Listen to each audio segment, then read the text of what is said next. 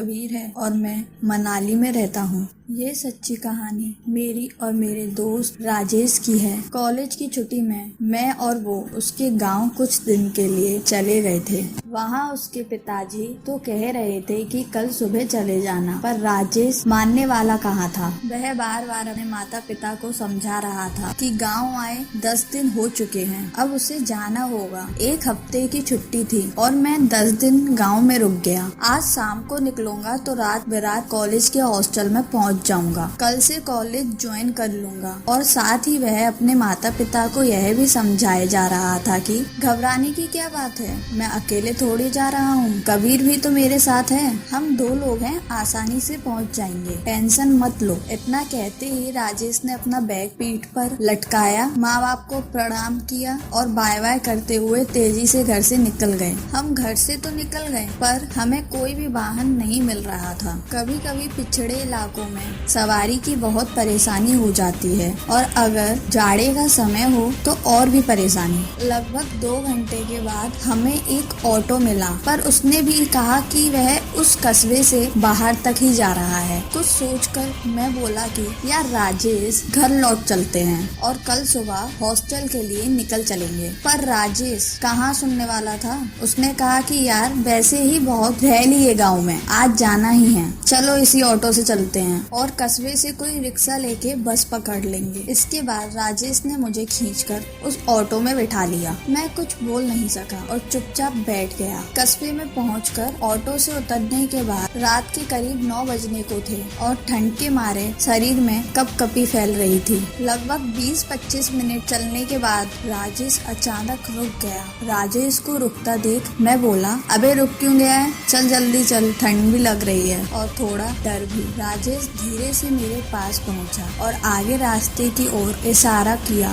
क्योंकि कुछ ही दूर एक व्यक्ति नजर आ रहा था, पर अंधेरी ठंडी रात में थोड़ा साफ दिखाई नहीं दे रहा था। पहले तो राजेश को लगा कि कोई चोर वोर ना हो, नहीं तो हमारे पास जो कुछ है लूट लेगा। वह व्यक्ति भी वहाँ रास्ते में हिलता डुलता नहीं दिख रहा था और ऐसा लग रहा था कि वो किसी का इंतजार कर रहा है। खैर राजेश ने हिम्मत करी और आगे बढ़ने लगा। अब हमें वो सामने खड़ा आदमी थोड़ा क्लियर दिखाई देने लगा। वह तो एक खूबसूरत लड़की थी जो हम दोनों को देखकर बस मुस्कुराए जा रही थी। हम लोग भी उस लड़की को क्रॉस करते हुए आगे बढ़ने चले। तभी वह बोल पड़ी, रुको, हॉस्टल की ओर जा रहे हो ना, मुझे भी उधर ही जाना है। हम दोनों कुछ बोल नहीं पाए पर रुक गए। हमारे रुकते ही वह लड़की दौड़कर हमारे पास पहुंची और आगे चलने लगी। अब लगभग 2 कदम चलने के बाद अचानक राजेश की चीख निकल गई और मैं चौंक गया, क्योंकि वह लड़की चलते चलते अपना सिर पीछे की ओर भी पूरी तरह मोड़ दे रही थी और साथ ही उसके पैर भी कभी कभी पूरी तरह पीछे हो जाते थे। मैं सोचने लगा, इस लड़की के 2 सिर कैसे हो सकते हैं। इतना ही नहीं, उस लड़की की मुस्कान के साथ ही उसके मुंह से काला धुआं सा निकल जाता था। अब हमें कुछ समझ नहीं आ रहा था, क्या करें, कहाँ जाएं, क्या पीछे की ओर भाग जाएं? इसके तो 2 मुंह हैं, आगे भी देख सकती है और पीछे भी।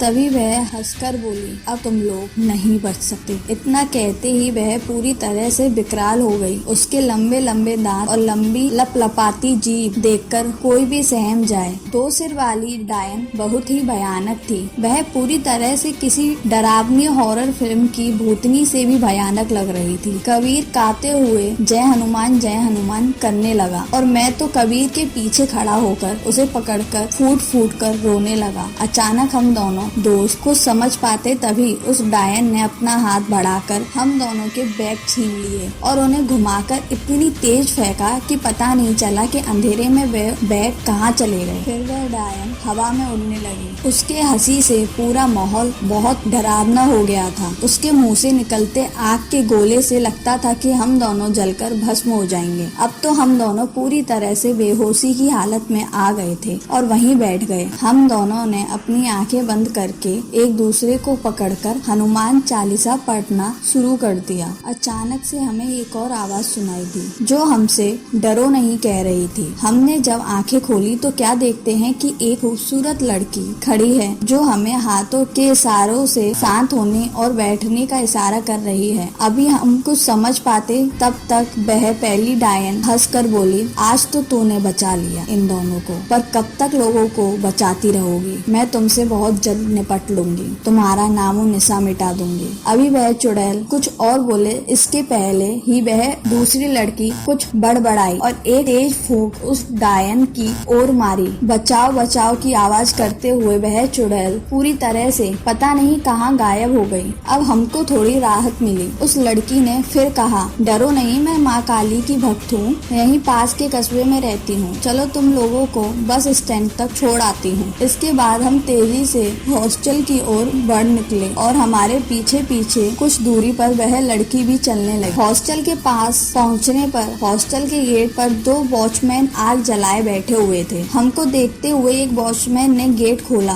और पूछा, इतनी रात को तुम लोग यहाँ क्या कर रहे हो? फिर हमने वही वॉचमैन द्वारा दी गई बोतल से 2-2 घूंट पानी पिए और आग सेकते सेकते पूरी घटना बता दी। हमारी पूरी बात सुनते ही एक वॉचमैन बोला, अच्छा हुआ कि गुड़िया आ गई, नहीं तो तुम लोगों का क्या हाल होता, तुम लोग समझ नहीं पाते, बहुत भली है वो। फिर उसने बताया कि गुड़िया उसी के गांव की एक लड़की थी जो माँ काली की बहुत बड़ी भक्त थी। उसकी बाइक एक ट्रैक्टर से टकरा गई, उसे तुरंत अस्पताल पहुंचाया गया पर डॉक्टर उसे बचा ना सके, पर आज भी वह मर कर भी जिंदा है और लोगों की मदद किया करती है। अपनी अच्छाई के बल पर वह दुष्ट आत्माओं को अपने अधीन कर लेती है। उसने आज तुम लोगों को भी बचा लिया। उसने मुझे भी एक बार पानी में डूबने से बचाया था, जब बुरी आत्माएं मुझे उस पानी में डुबाने की कोशिश कर रही थी। उसके बाद उस वॉचमैन ने उस 2 सिर वाली डायन के बारे में भी बताया। दरअसल एक दुर्घटना में वहीं रास्ते पर एक औरत की मौत हो गई थी, जिसका सिर 2 भागों में फटकर बट गया था। तब से वह कभी कभी रात में इस रास्ते पर घूमते हुए दिख जाती है और कुछ लोगों को बहुत परेशान भी करती है। ये कहानी यहीं खत्म होती है। अगर आपको हमारी कहानी पसंद आई हो तो लाइक करें, कमेंट करें और जल्दी से चैनल को सब्सक्राइब कर दें। तब तक के लिए टेक केयर।